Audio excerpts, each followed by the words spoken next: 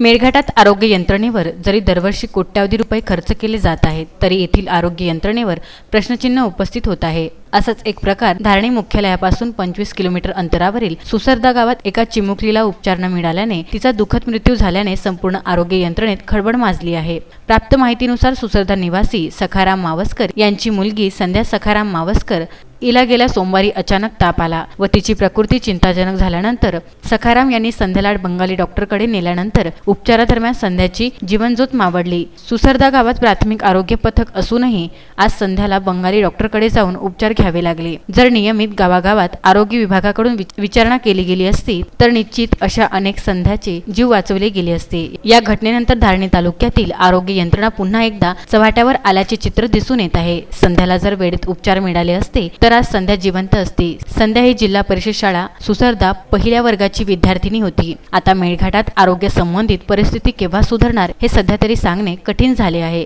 सुसरदा गावातील बंगाली डॉक्टरकडून अनेक बळी घेतल्यानंतरही बंगाली डॉक्टर सुसरदा गावात आपला बोगस व्यवसाय करत आहे हे विशेष। तस्मीन शेख, विदर्भ न्यूज, धारणी।